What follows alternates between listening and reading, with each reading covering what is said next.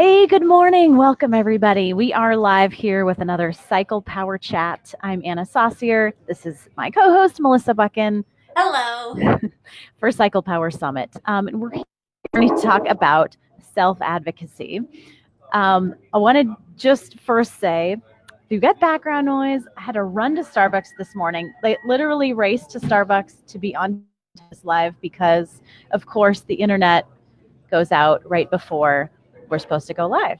So this kind of stuff happens. So I'm advocating for myself with a nice venti tea here at Starbucks this morning. So let's dive right. Oh, first, let me give you some updates on our summit. So we are over 1,200 people registered for the summit.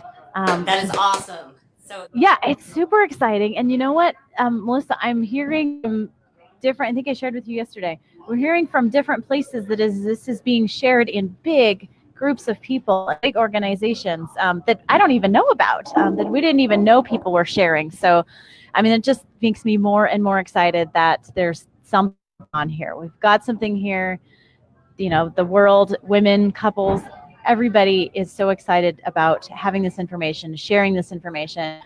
And not only the people who don't know it yet, but the people who do know it. There are so many of us here in the industry.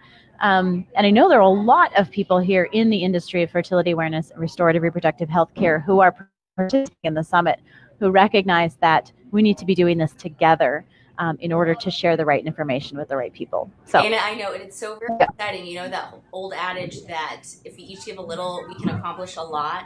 And I love that you yeah. took this idea and you ran with it and you reached out to people and said, "Hey, I've got this idea. Do you want to join me on this journey?" And it has just exploded. And the excitement It has. is so high. And here we are counting down to the summit launch. And I just can't wait to dive in and engage in these conversations and just share all of these wonderful interviews with the world. So well done in really just saying, yeah, okay, I've got this idea, I'm going to go with it. And then thank you for all of you out there who are listening for responding to that and saying, yes, I'm interested, and letting us know. Anna's done a great job at listening to you, really understanding what it is that you want, and then creating the summit around that. So she's here. We're here to serve you, to help you grow in your understanding of fertility awareness. If you are a professional in that area, how to grow your business. If you're charting, how to chart better. If you're a clinician, how to serve your patients better. So there is something for everybody in the summit. Absolutely. All great stuff. And everybody's interested. We recently surveyed in this last email went out on Monday, surveying, and we got a great mix of doctors, of fertility awareness professionals, of women and couples who are wanting to learn more, of people who are already charting. So it's incredible. Everybody's coming together on this. And yeah, I just want to say, so then I shared the survey results with me, and I looked at it, and I was blown away at the even distribution of who is attending. I kind of speculated it may be skewed one way or the other, but there is an even distribution, which really speaks to the power of the summit. So super, super excited about that. Yeah, it does. And we'd love to hear who we have on the live this morning. I think we got a couple people on. So say hello, so we're not just kind of talking heads to ourselves. We want to hear from you. Say hello. And I've got the comments on. I'm still learning how to navigate the comments in the live. It's a different experience going on live. I'm learning to enjoy it a little bit more. But I love connecting with the people who are out there. So let us know where you're from and if you've registered for the summit yet. Yes. Yeah. Tell us if you're registered. Okay. So one more thing I want to announce, and then we're going to dive into self-advocacy. We'll be starting to announce some of the bonuses that are included in the All Access Pass starting next Tuesday. So we can look out for announcements there. There's some great bonuses in there that I'm really excited about. Yeah. Okay. All right. So yeah, we're going to dive into how to be an advocate for yourself. I think, Melissa, this is a really important topic because it can be a really scary thing. Yeah. Doctors have a lot of knowledge. They've gone through a lot of training. We go into a doctor if you're experiencing pain or discomfort, or you just feel or know that something is wrong, and you're going in there and you're sharing some of that information with them about your symptoms and your experience, and it's like they have all the knowledge, right? And so it's kind of scary and intimidating to be of the mindset that I know best, right? So how do we navigate that? Yeah, absolutely. And Anna, you hit on such a good point there, because these doctors are devoting so much of their lives for this training, and we are no way doubting their this fine line of having a healthy skepticism and then also respecting the boundaries of the physician or the healthcare provider, because they have gone through the training. But you have to understand that they've gone through a training within an organization that sometimes is skewed toward one way or the other. It's this whole big industry, and I think there's a talk actually in the summit that kind of gives some direction in that of how we can become self advocates, what is okay to look into, when should we say yes, absolutely, I will do exactly what's being prescribed to me. So it's about being well informed. That's first and foremost, is Yeah. it just really vetting where you're getting your knowledge from, and then diving into that knowledge and really understanding it. So, we have to be careful of fake news and fake literature out there, but going to the good sources and then diving in and being okay with getting a little uncomfortable and scratching your head and saying, I don't really understand this yet, but I'm going to keep learning. I never recommend hopping onto Google and Googling yourself. Not a good idea to play Dr. Google at all, because then we lead to self-diagnosing, and I'm Yeah. sure many doctors get very, very frustrated with that. So I'm not at all advocating being Dr. Google. Taking classes, um, and so in the area of fertility awareness, what we're talking about, there are a lot of great methods that really dive deep. And you can find something that works with your lifestyle and with your learning style. So taking classes from a credible source, also online. Like personally, I'm gonna show my nerdiness here. I'm a big fan of Khan Academy, and so if there's something that I don't quite understand at the level that I want to, I'll go on and I'll do Khan Academy tutorials. It's a brilliant website, and it'll take you on the basics of what you need to know, and then kind of give you resources of how to go deeper.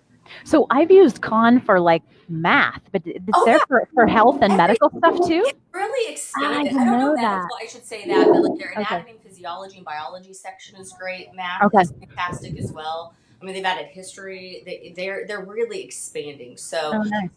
I don't know the medical field, but just basic biology. And that's what's so Mhm. much when we're talking about fertility awareness. Mhm. Folks, this is basic biology, but we skim over it. Mhm. And that health class that we got in high school, I mean, let's really be real about that situation. Okay, so here we are, most likely in a co ed setting. Our hormones are kind of out of control. They dim the lights. We get sweaty and uncomfortable, and we make jokes about it. We're really not diving in. It's a 20, 30-minute presentation, and then good gosh, we don't want to talk about that again. Right? We don't have good memories of that. And so it's really just revisiting. That's what I say over and over again when I start introducing that first session that I have with clients. Like, okay, we're going back to high school health class. Well, and Mandy Cox is going to take us back to that in our very first Cycle Power Summit session. So, and it's going to be much more comfortable than what she's great. Yeah, she is fantastic. She's such a good teacher. Such a good teacher. Yeah. Cool. So I love that. In terms of educating yourself, first, not playing Dr. Google, like Googling symptoms and stuff, but actually digging into to learn some of the information. And I think then you're suggesting to be taking that to the doctor and trying to understand what that means for you. Yeah, so if we're talking the area of maybe a health issue, so absolutely, like have your questions. So I always say, if you're going to a doctor, write those questions down. Yeah. Unfortunately, one-on-one time with your doctor is limited. Right? You're lucky to Mhm. get 20 minutes, and that's just the nature of the beast. I know many doctors wish that they could spend an hour with you, Yeah. but they can't. It's just the way the system is set up. So go in with your questions, because once the ball gets rolling and you start going back and forth and they have their questions to answer, you leave and sometimes you're overwhelmed and you're frustrated because you forgot to ask your questions or you forgot what your questions are. So always go in with those questions. And then a lot of times, if you see that there are alternatives out there through your self education, ask them about it. For example, there are a lot of medications that, they're only FDA approved for one or two situations. But off label, they're very, very effective for other things. Now, a doctor, due to liability, isn't going to say, well, yeah, use this medication for this. But if you say, hey, I read in the literature that this medication could be used as a therapy for this situation. Have you heard of it? They may be more willing to try some um, approach with you that's outside of their normal area of practice. Not saying that it's not safe, it's just that there are guidelines that have to be followed, and it's very, very expensive to change those guidelines. So, engaging in a conversation, see if they're willing to say, hey, yeah, we can try this medication off label and see if it works for you, because the benefits outweigh the risks in this situation.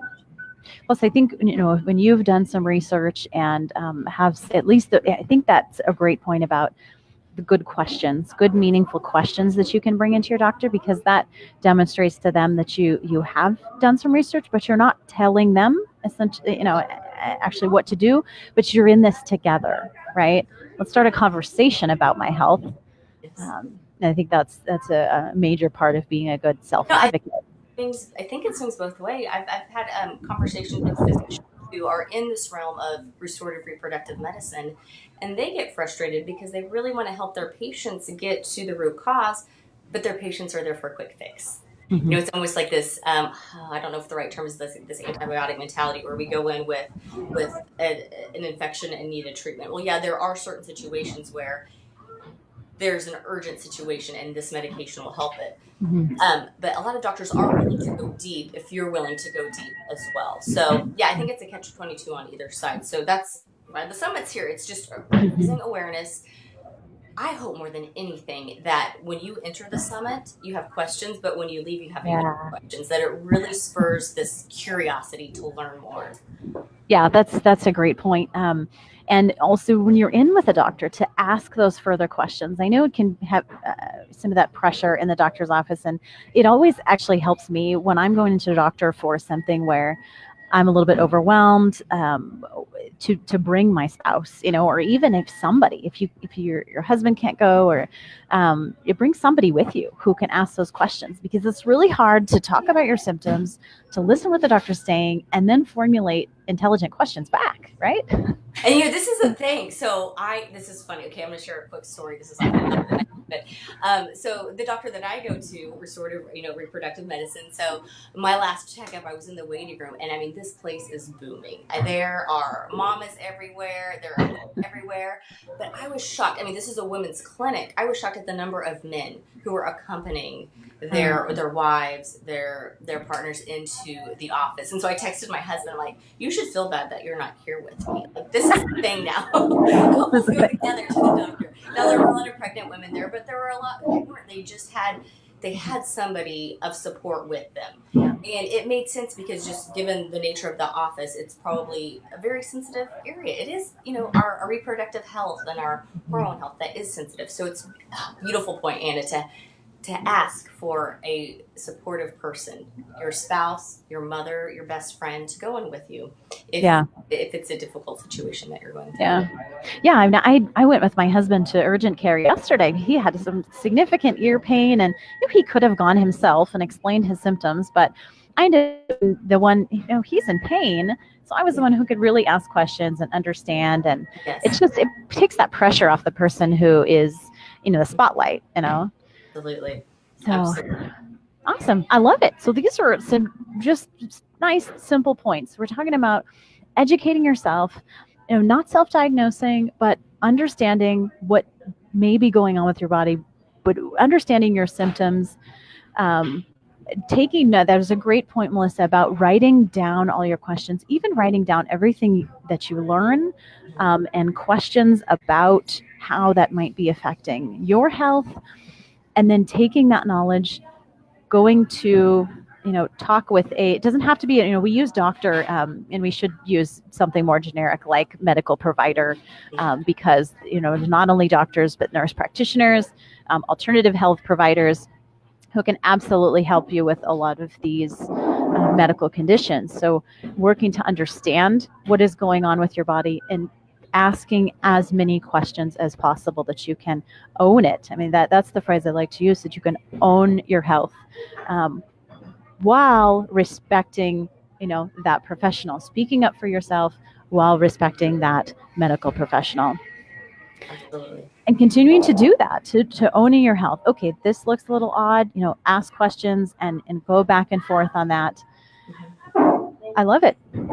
And if you're not comfortable with a certain diagnosis or prescription or treatment plan, don't be afraid to get a second opinion. That's something that I have to learn. I'm always like, no, this is the plan, and my husband's always like, don't be afraid to get a second opinion on everything, everything in life, not just healthcare. So I think that's just a really good mentality that put yourself in their shoes, and nobody's perfect. We're all learning as we go through this journey of life. So it's about dialogue and engaging in conversation and communication and relationship and finding out what best serves you in that situation. Absolutely. Great cycle power chat. We're going to keep this one short for you guys. This is some nice, simple points this morning. Thanks for joining. Thanks for your patience, particularly with my internet and background noise. As I said in the beginning, had some stuff going on at home this morning, and I had to race to the closest coffee shop, the closest Starbucks that I could get to. So thank you, and thanks for joining us. And if this has been helpful to you, share it with somebody else. You can take this, hit the share button on the live and share it with a friend. Share it with anybody who you think might be remotely interested in joining us for Cycle Power Summit. It is going to be incredibly powerful.